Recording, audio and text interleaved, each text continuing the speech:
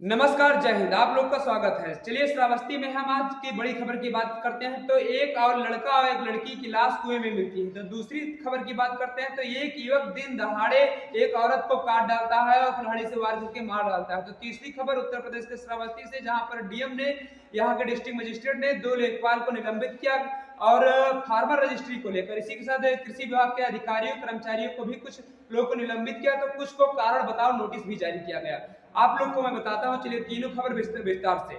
उत्तर प्रदेश के श्रावस्ती के जिले के सोनवा थाना क्षेत्र के अंतर्गत एक गांव पड़ता है मोहरनिया। मोहरनिया में एक लड़का और एक लड़की लगभग 26 दिसंबर से गायब थे और आज 5 जनवरी है। लगभग इन 7-8-10 दिनों के करीब में से गायब चल रहे थे। 28 दिसंबर को लड़की के पिता ने जो है थाने में तहरीर दी थी कि हमारी लड़की गायब हो गई है। उसकी भी छानबीन चल रही थी, लेकिन उनकी लाश जो है अब कुएं में मिली है। गांव के ही पास में एक मुनीष श्रीवास्तव का खेत पड़ता है। खेत में एक कुआं होता है, कुएं में उनकी लाश मिलती है। तो आप लोग क्या सोचते हैं इसके बारे में मैं पूरी जानकारी बता दूं कि लड़का लगभग 20 वर्ष का था, लड़की लगभग 15 वर्ष की थी और दोनों का कुछ रहा होगा कि नहीं रहा होगा ये कुछ अभी जानकारी नहीं मिली है और दोनों की लाश जो है कुएं में मिलती है। लड़के का नाम रिंकू बताया जा रहा है।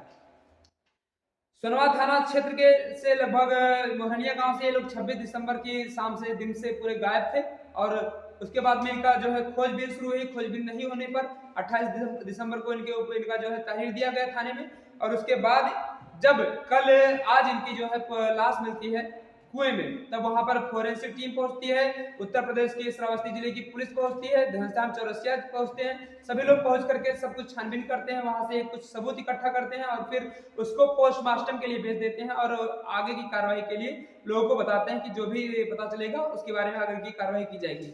दूसरी एक दिल दहला देने वाली खबर है। गांव लक्ष्मणपुर बाजार के पास में एक गांव पड़ता है अमराहवा।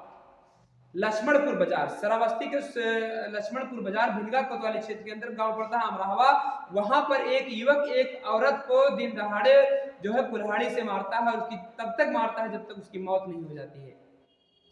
दरअसल पूरी बात मैं बता दूं, छांगुर नाम का एक व्यक्ति होता है, उसने अपनी जमीन गांव के ही एक व्यक्ति राजू सोनी को जो है बेची थी।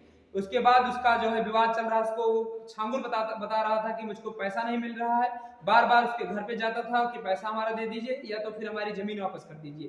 इन सब विवादों को लेकर कई बहुत दिनों से ऐसा चल रहा था, लेकिन जब छांगुर को पैसा नहीं मिलता है तो विवाद जो है बढ़ जाता है।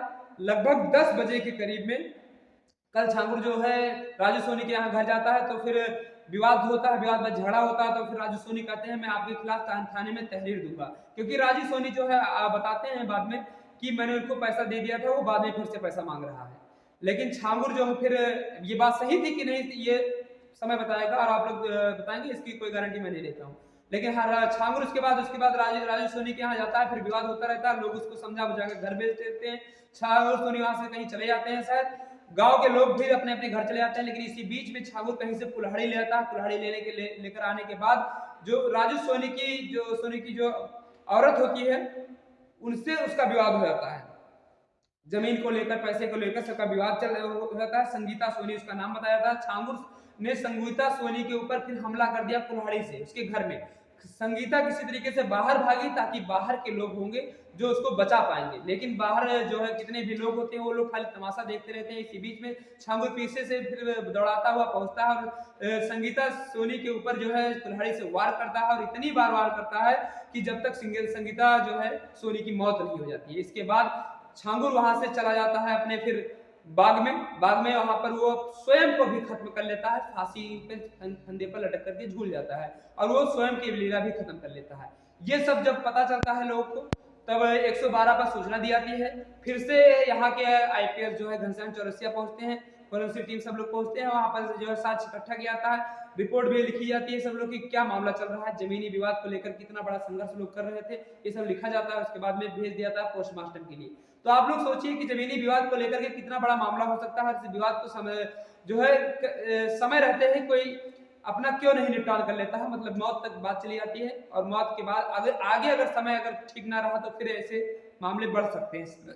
इसी घर में, इसी परिवार में भी बढ़ सकते हैं। श्रावस्ती डिस्ट्रिक्ट नहीं, पूरे भारत की बात मैं कर रहा हूँ, कहीं भी बढ़ सकते हैं। इसलिए अपने जमीनी विवाद को आप लोग तुरंत निपटाइए। पैसा अगर किसी का बाकी है तो देकर निपटाइए, वरना किसी के ऊपर कब भूत सवार हो जाए, कब क्या हो जाए, कुछ कहा नहीं जा सकता है। आपको बता दूं कि राजू सोनी ने कहा था कि सोनी ने बताया कि छांगुर और उसके भाई राम अभिलाष ने जो है को आरोपी बताया है कि उन्होंने ही ऐसा मिलकर के किया है, लेकिन पूरी जो है दास्तान जो सामने आई है वो छांगुर के पक्ष में आई है कि छांगुर ने ऐसा किया है, क्योंकि लोगों ने वही देखा है। श्रावस्ती डिस्ट्रिक्ट की तीसरी बड़ी खबर है कि डीएम ने यहाँ जो डीएम डिस्ट्रिक्ट मजिस्ट्रेट ने 2 लेखपाल गंगाराम और राजाराम वर्मा को निलंबित कर दिया गया है, क्योंकि फार्मर रजिस्ट्री के तहत इनको दोषी पाया गया है और ये अपने कार्य को उस तरीके से बहुत प्रगति पर नहीं ले जा रहे थे, बहुत ही इसमें निरस्ता बरत रहे थे। इसी के साथ 5 लेखपाल के ऊपर वेतन काटने के लिए भी आदेश जारी कर दिया गया है कि इनका वेतन काटा जाए। 3 कृषि विभाग के कर्मचारियों का भी जो है निलंबन किया गया है। शायद ये आप लोग खबर देख लीजिए, इसकी पुष्टि हम नहीं करते हैं।